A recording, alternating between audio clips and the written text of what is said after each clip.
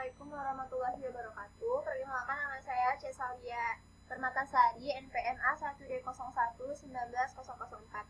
Jadi di sini saya akan menjelaskan mengenai struktur sel tumbuhan.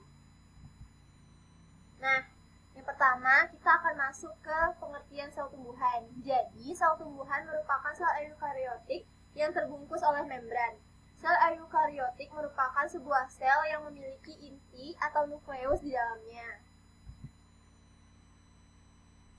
Selanjutnya, kita akan masuk ke fungsi sel tumbuhan. Yang pertama, dia itu berfungsi untuk mengatur semua aktivitas tumbuhan. Yang kedua, berperan langsung dalam proses tumbuhan dan kembang biak dari tumbuhan.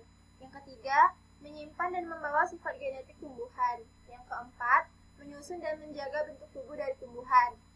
Kemudian yang selanjutnya itu ciri-ciri sel tumbuhan. Jadi yang pertama, dia itu mempunyai ciri-ciri memiliki dinding sel. Yang kedua, memiliki plastida, kloroplas, kromoplas, dan leukoplas. Yang ketiga, memiliki vakuola yang besar.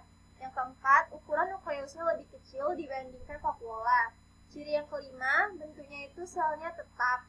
Yang keenam, penyimpanan energi dalam bentuk butiran pati.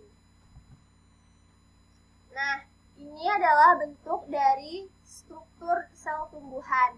Di situ teman-teman bisa lihat ada dinding sel, badan Golgi, vakuola, kloroplas, nukleus, dan lain-lain. Yang pertama, kita akan masuk ke nukleus atau inti sel. Jadi, nukleus atau inti sel itu adalah organel sel yang sangat unik dan sangat penting sebagai tempat utama sel untuk menyimpan kromosom atau komponen dari genetik tumbuhan dan dari sel tertentu. Nukleus mempunyai fungsi mengkoordinasi proses metabolisme. Contohnya pembelahan sel, pertumbuhan sel, serta sintesis protein.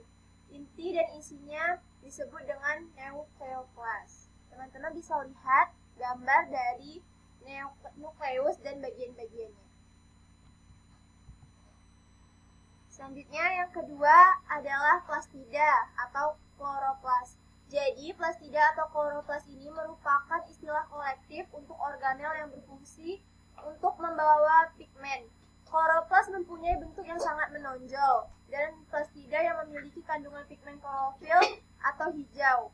Karena terdapat plastida atau kloroplas yang mengandung klorofil hijau, maka tumbuhan mampu menjalankan proses fotosintesis dengan baik dengan adanya air, sinar matahari, dan karbon dioksida untuk dia itu bisa fotosintesis makanannya secara sendiri. Selanjutnya itu adalah ribosom. Jadi ribosom merupakan organel sel yang bentuknya itu kecil, yaitu berupa butiran nukleoprotein. Ribosom tersusun atas subunit besar dan subunit kecil. Di dalam ribosom itu berisi RNA dan ada protein di dalamnya. Ribosom bisa dibedakan menjadi dua jenis, yang mana terdapat di dalam sitoplasma, yaitu ribosom terikat dan ribosom bebas. Fungsi utama ribosom yaitu memproduksi dan mensintesis zat protein yang ada di dalam sel. Nah, struktur yang kelima dari sel tumbuhan yaitu adalah badan Golgi atau aparatus Golgi.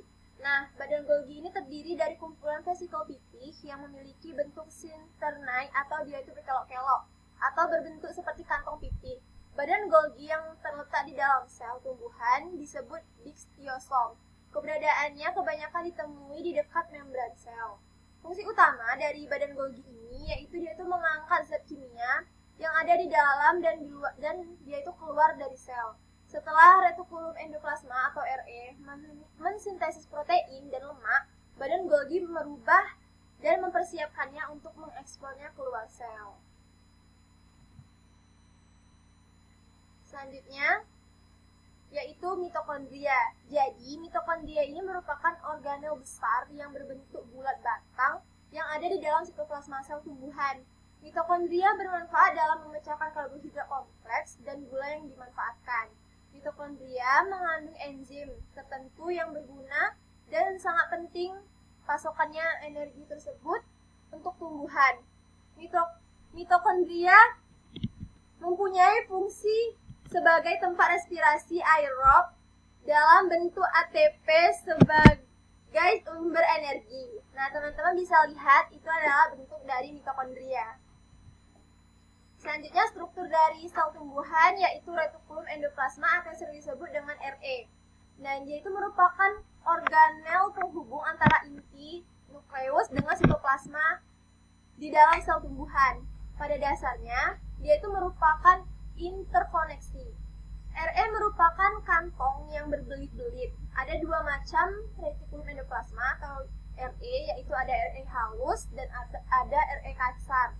Struktur dari RE hanya bisa dilihat dengan menggunakan mikroskop elektron. Fungsi retikulum endoplasma yaitu dia itu sebagai pengangkut sintesis lemak dan steroid, tempat penyimpanan fosfolipid, steroid, glikolipid, dan menjalankan detoksifikasi dari racun.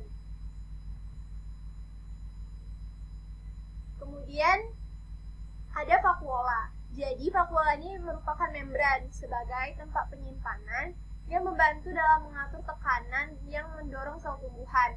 Di dalam sel tumbuhan umumnya ditemui lebih dari satu vakuola, tapi vakuola menghabiskan ruang lebih besar daripada bagian yang lainnya. Dia itu menyimpan berbagai macam senyawa kimia dalam tumbuhan. Vakuola berfungsi juga sebagai ekskresi limbah dan pencernaan intraseluler molekul kompleks. Kemudian ada perikisom, yaitu merupakan organel sitoplasma dari sel tumbuhan yang mempunyai kandungan enzim oksidatif tertentu. Enzim itu digunakan dalam pemecahan metabolisme asam lemak menjadi gula sederhana. Fungsi perokrisom ialah memecahkan asam lemak menjadi gula dan membantu kloroplas dalam proses fotosintesis. Nah, teman-teman, sekian yang dapat saya sampaikan mengenai struktur sel tumbuhan. Saya akhiri. Wassalamualaikum warahmatullahi wabarakatuh. Terima kasih.